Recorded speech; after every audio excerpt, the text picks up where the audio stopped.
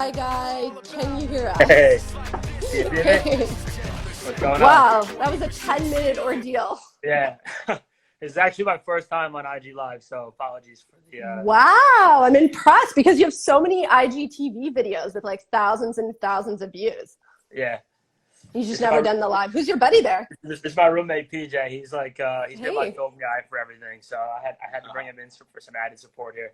Okay, so you're the talent and he's the man behind the camera or He's behind the the director. iPhone. Okay. Yeah, Director, whatever you want to call it. There's a few names. So, okay, tell me guys, because I've seen these videos and a lot of them are like on the street and like huddles with other rappers and you've got like a whole community. So, like, how often are you doing these sessions and are they staged or are those real?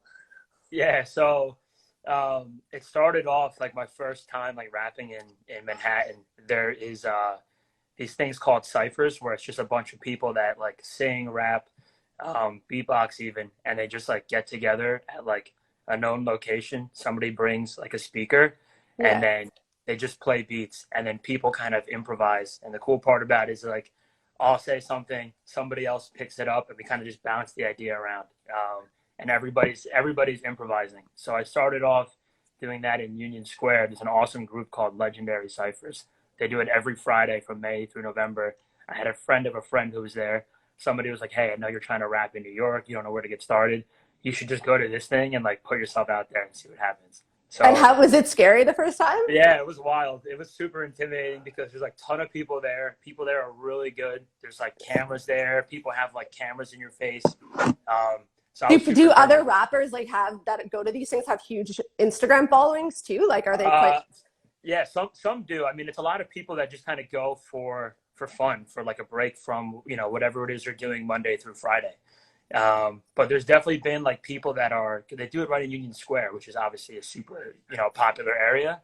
So there's people that get off the subway that happen to be walking in the area, hear it, and they stop by and they happen to be somebody, and they get involved and they're listening. So it's an awesome like community experience of the melting pot that is New York, just getting together and like celebrating music and everybody kind of coming together. And how are you guys keeping it going during COVID? Is it virtual now, or like how are you guys still Yeah, doing it? so they've definitely tried to do it like over Zoom chats. There's another like freestyle competition, and what they did was the host would kind of do something similar to what we're doing, where they would IG live or Zoom chat, and Yeah. he would play a beat and put words on the screen and have them improvise and try to freestyle to it. And he would do that with all the different competitors and then put the whole thing together and kind of have almost as if it were a live competition on Instagram or on YouTube. So that's been super cool. And when you do these sessions, do any of the Wall Street guys and girls that you work with come down to watch? Do they know about this, or is this like a big Yeah. secret? So the really funny thing is like I've rapped forever, just kind of like for fun. And I never shared it with anybody at work because I was paranoid that it just didn't fit like the Wall Street mold. Like it's definitely not golf, right? It's not golf. It's not water polo. So I was like always paranoid about it. And then eventually I got onto a new team. I went to the Union Square to the cipher. They had posted a video about it, and my new team was a lot younger.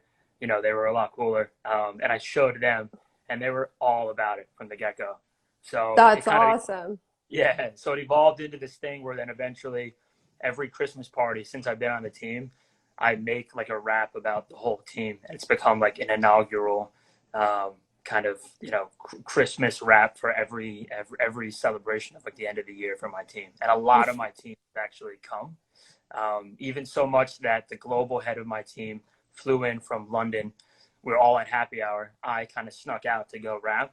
The team told them what I went to go do. And the next thing you know, it's like all these people in New York that, just hanging out. And then all of a sudden, all these super financy corporate people pull up out of nowhere, suits, ties. And I see the global head of my team come. And now I'm like, I don't know if I should try to do really well or just not do anything at all. And I ended up like just kind of going all out. And, to like my surprise, unfortunately, like he absolutely loved it and has That's like requested. amazing. Yeah. So So you he's like found your requested. tribe. You found your Yeah. tribe on Wall Street. Yeah, exactly. So surprisingly, there's a lot of hip hop, a lot of rap fans that actually work in finance. Well, my first taste of the whole combination of rap and finance came when I watched, I think this is going back like 3 or 4 years. There was this YouTube video that went viral, and it was consultants versus iBankers. I saw that. And yeah, and it was like basically like consultants make a fraction of iBankers, but it's essentially the same job.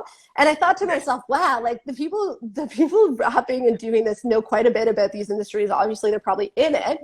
And then I started seeing all these FinTwit accounts emerge on Instagram. And that was just like all new to me. Probably like 2 years ago, I got into the scene. And that's actually how I found out about you. I saw that oil video that you did about oil crashing. So how viral did that one go? So that one was good. I think on my page, it got like 53,000. 54. Just one. 54. 54.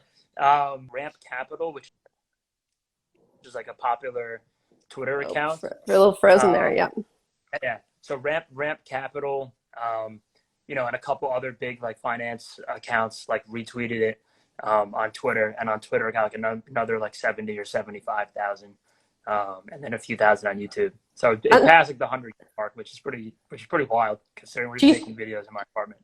I was going to say, like, maybe you're going to get a call from one of these oil companies that are going to want you to do a rap with oil on the way back up when it's a bull market again. Right. Yeah. They're like, you got to help our publicity here. Yeah. You know, that's not out of the question. We started Instagramming 3 years ago for fun as a side hustle. And this is why I was so attracted to talking to you, because our side hustle was just for fun. We weren't making money at it. And then we realized that, okay, when companies aren't being marketed, because that's what we do, we put companies and investors together. So when we're not on the road doing that, hey, why don't we market them on Instagram? Like put up press releases, do interviews with CEOs, like do that kind of thing. And then we thought maybe they'll pay us for it. And lo and behold, like 3 years later, yeah, we started getting paid for it really nicely. So my question to you is, like, are you making money on this rap stuff? Is this your long-term plan, or is it going to stay a passion hustle? Yeah, I'd say for the time being, definitely a passion hustle. I wouldn't, you know, be working in finance if I didn't think about a way to potentially monetize it down the road. But I mean, my thing for now is I'm having a ton of fun with it. Me and my roommate have just like, it's honestly helped our morale, like getting by with COVID. It's like when we're here on the weekend with nothing to do, we just like shoot like a ridiculously low budget music video on an iPhone, and just try to create, you know, good content that's engaging and super relevant. But I mean, I've definitely thought about down the road, you know, if enough people enjoy it, you know, it's not a bad platform for, you know, for companies or, you know, products to get out there too. I mean, it's definitely an option down the road, but I mean, for the time, definitely a passion, definitely a side hustle, but hopefully we find the success that you were able to have at one point. Well, I would say like maybe try TikTok as well to put your content on there, because I know brands are paying like huge money for artists who just drop cool stuff that goes viral on there. So maybe that's an option as well. Yeah, I think one of the challenges has been like navigating every platform. Like everything is different. Like how things get promoted or shared on Instagram versus Twitter versus YouTube. It's like I'm trying to figure out like the whole game. Obviously, I think I know Instagram pretty well, but like TikTok, I sound old right now. I'm in my 20s, but like TikTok is like this whole new world I haven't even explored yet that you know, I'm starting to get familiar with. So I know I've been dabbling in like watching it, and I saw they hit like 2 billion people on TikTok now, and I think there's 1 billion on Instagram. So it's double the audience. Obviously, way younger. Like if you're over 30 on TikTok, they're all making fun of you. But you're a boomer. Yeah. Yeah. So, okay, one of the things that was brought up last week, I don't know whose account, maybe it was Trust Fund Terry, and he said that potentially you should do a collab with the CEO of Goldman Sachs. Sure. DJ Diesel, I guess is his name. Yeah. So, not your father's broker, like commented on the post and threw him in there, and then I think. Yeah, it was one of them. Maybe Trust Fund Terry. He also, like, when he reposted it, he mentioned him in there. I definitely DM'd him, DJ David Solomon. I definitely DM'd him right after. I haven't got the response yet, but that's definitely like my reach goal. Like, if he can acknowledge it and we like do some like Wall Street, even if it's like a charity event, like a benefit charity event, that'd be incredible. I think keep doing that. It will work. Like, there's so many times that I've reached out on Twitter to authors. I find on Twitter, because you can basically, you know, you can post on their wall. You can also do it on Instagram, but like for some Sure. reason, I find the reply rate is so much higher on Twitter than in DMs because I think a lot of people kind of ignore DMs, and then on the walls it can be overwhelming too. But anyways, I've tweeted so many authors that have actually responded, like high profile authors, to talk to us. So I would say you definitely have a shot with the CEO of Goldman Sachs, and they need it badly. They need the like millennial audience. Like they launched an entire consumer retail bank for like average people, like not their top 1%er clients, like something to speak to Main Street, and they're having kind of problems growing it. So maybe Yeah. you could be the solution. That's a great plug. All right, I got to keep you on as a consultant going forward. Yeah, that's what I'm doing right now. You can pay me in free raps for our audience. Gotcha.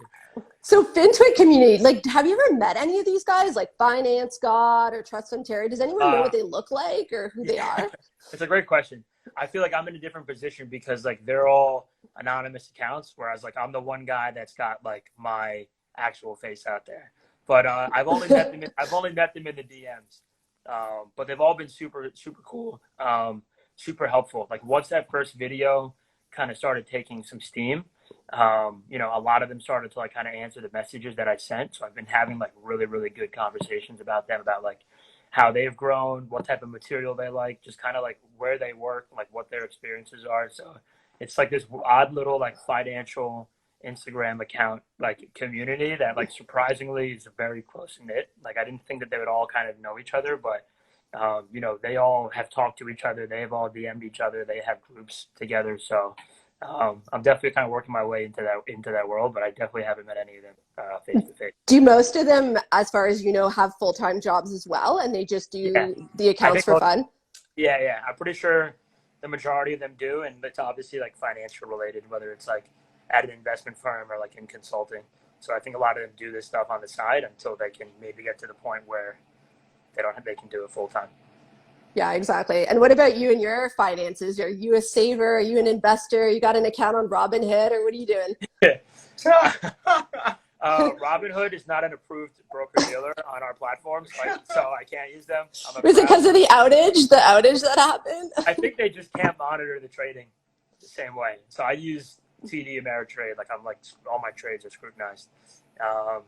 But yeah, I've got like my emergency fund with cash, and then I've got kind of my like, you know, primary like investment kind of speculating account. I think it's like super important to like have your like sleep at night money where like, okay, God forbid, like the market crashes like vis-a-vis like COVID or like, you know, 2008, and like, but have cash on the side that, you know, you're like, all right, like I'm still good. But at the same time, like still kind of have like that opportunistic capital that you can deploy when like, you know, the value opportunities are there. I completely agree with you. It's the 80-20 rule. Like put 80 of your money in the safe, boring stuff you don't have to worry about. But like we all want to have fun and we all want to know what's the next thing. So play with, you know, I'm not going to say what, I'm not a financial advisor, 10, 20, maybe even 5%, who knows, but like keep it interesting, and it'll probably take up most of your time because it's volatile and it's your trading and all that stuff, but you learn that way by making mistakes. Totally. And I mean, you're a CFA charter holder, so you know, like you have to break it into the buckets, you know. You have like the low risk bucket to meet all of your initial needs, and then you have your reach goals, and that's where you put your highly speculative assets, and that's kind of where you make your bets. You know, that's where you go long call options. Yeah, you double down, triple down on those bull ETFs. But yeah, no, I learned the hard way at a very, very young age, which was like I was put into a seat and I was like, okay, you're gonna learn how to invest. I made so many mistakes, but I was so lucky to be able to do that and to kind of learn from like tons of investments in the small cap world that blew up, didn't work out, but that's the only way I learned. So I think everyone has to go through it, but do it with money that you can afford to lose. So but you have to do it. So don't think that just because like you lost a bit of money in the stock market, it's not for you. It's just, you got to do more research. You got to be more plugged in and like play the long game. Like you can't like look at your account every single day and like freak out. You got to make these bets that like you're comfortable holding for like at least a few months, in my opinion. And average into the market too, like a little bit at a time. Exactly. Yeah. All right, well, we're going to play a little game I like to call the lightning round and ask you some questions, and you must answer only with the answers provided here. Okay. And we'll learn a little bit more about you. So, okay, you have $1 million to invest today. Yep. Do you buy oil, gold, or Bitcoin? It's tough. If you had asked me this like a week ago, 2 weeks ago, like would have like unequivocally been oil. Not that I see like any meaningful rebound in it happening anytime soon, like in terms of demand, but it's just like it's so low that if demand comes back on at all, I think it can shoot up. I also have to be careful. I don't know if I can like if I'm like going over with compliance by like shooting out investment ideas here, but We'll just say that this is a fantasy game. We'll just premise it. This is a fantasy game. Yeah. Okay, cool. This is funny money, fake money we're playing with. Yeah. Okay. If the $1 million was like my life savings, I'd probably throw it in gold. If it was money that like I had to play around with and it wasn't like all my money, I'd probably throw it in Bitcoin and just see what happens. You know, it's interesting that you say gold because like most people, like millennials, they don't get the gold thing. They really don't understand it. They hate it. They find it so boring. But the easiest way to explain it is just like there's so much money printing going on, and we need to have something that's a store of value. And even though there's so many arguments against it, like at the end of the day, you know, gold is rising quite aggressively here. Okay, number two. If you had to listen to over and over and you're trapped in your apartment forever one rap song, what would it be? It's almost like an impossibly hard question. But I think one, I like rap, but I also like Airbnb. And I'm also like, I grew up with rap in like the early 2000s. So I think like my go-to is like 21 Questions by 50 Cent. I think it like blends all the elements of music that I like. And, yeah, it's like a song I grew up in as a teenager, and I just absolutely love that song. So I was a huge fan of 50 growing up, like huge. He's the boy for sure. Okay, are you taking a shot of vodka with Elon Musk or a bong hit with Snoop Dogg? Okay, I think Snoop Dogg is the man, and he's awesome, but it'd be hard to pass up a chance to have a shot and just pick Elon's brain. I can't even imagine like what type of insights that guy would share about like what the hell's going on in the world. I don't think it would replicate his experience on the Joe Rogan show, like hitting the blunt with the flamethrower or whatever. Well, he smoked weed on the Joe. Oh, Rogan right, show. and it caused like he a huge. Said that he didn't inhale, but come on. So I think I would definitely go with the shot with Elon. He's such a rebel. Like, he hates Wall Street. He hates Wall Street analysts. Apparently, he had a meltdown yesterday on the analyst call. I heard he goes off on them all the time. Yeah, all the time. I love it. I think it's amazing. You know, he's just a rebel, and he's shaking things up. And I love how he tweets. You know, he likes to just talk directly to his investors and consumers, and like no compliance and no white tape. Obviously, you have to be careful, and he's gotten in trouble a bunch of times. But man, he's just real. So I agree with you. Okay. You have a new job as the CEO of, we'll say Instagram or TikTok, just because you're an Instagram fan, or the CEO of Goldman Sachs. Okay, that changes things. It's tough. I'm conflicted. On the one hand, like you're the head of like, you know, like an emerging like technology company that's like rapidly innovating and it's super cool. On the other hand, you know, if you run Goldman Sachs, like your insight into everything going on in the world is just insane. Plus, they have precedent for supporting musical talent at the top of the house. So, good point. Yeah.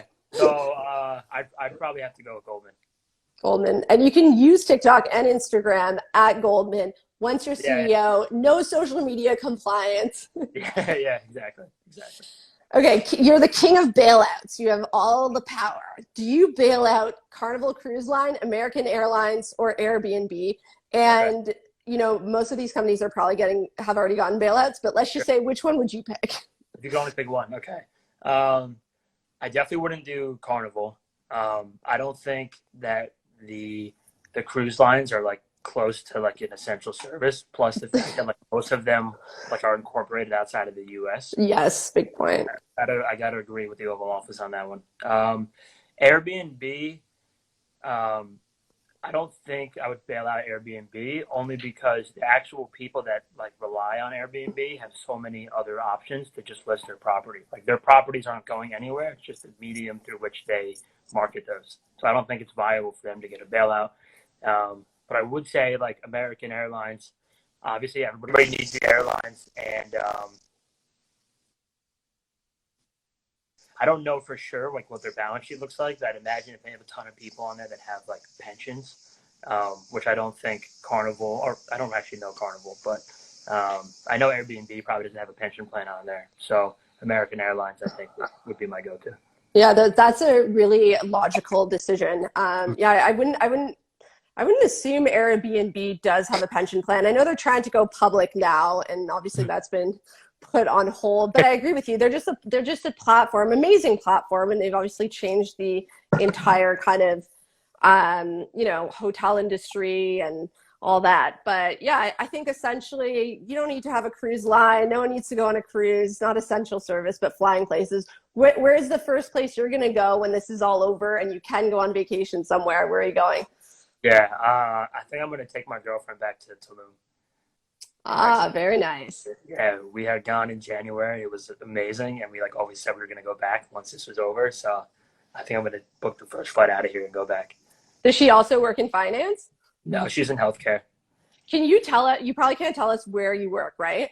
Yeah, I'd prefer not to. Okay, can you tell us like your role, like what you actually do? Yeah, so I'm in like basically like private wealth management. It's called private banking. So Got it, for like high net worth people. exactly. Yeah. Nice. Do you see a world where kind of Main Street gets access to the same deal flow that high net worth people get access to?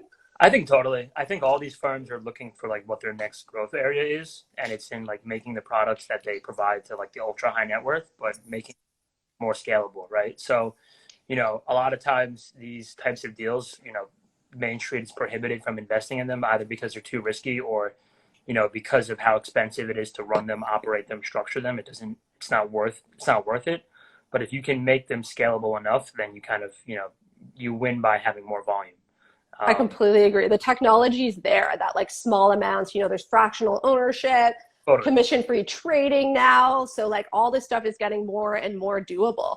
Totally. So maybe there's going to be a day where like these IPOs that are reserved for the top players are going to be accessible to the main guys and gals. You even see it in, real estate where you're like, they're creating like fractional ownership of individual properties or like, combinations of properties. Yeah, I mean, even with like, structured products, there's a lot of like fintech players out there that are trying to democratize, structured investments using derivatives and make those more accessible to your average person. So, Do you have an example of one of those? there's a company called Halo. They actually provide a platform for like creating structured notes, picking the names that you want, and like a whole like kind of a more friendly interface. And I know one of their long-term goals is to basically democratize, the structured notes space, which is, at present is reserved for kind of the upper echelon of clients, but they're definitely trying to make it more understandable, make it easier. And, there's a lot of players in there. I know even Goldman Sachs has a spinoff called Simon, and they work with structured notes too. So I think a lot of the major players are kind of looking into that space. Yeah, it makes so much sense because you want to have your investors be also your customers too. And so I think if you can marry those two, you're golden. All right. Well, FiDi, we're going to have to leave it there. I didn't even get your real name, but that's okay. We can stay in this kind of anonymous Instagram world. But thanks so much for joining us and sharing your insights with us. Awesome. Thanks for having me on. Appreciate it. All right. You guys stay good. Cool. Take care. Bye.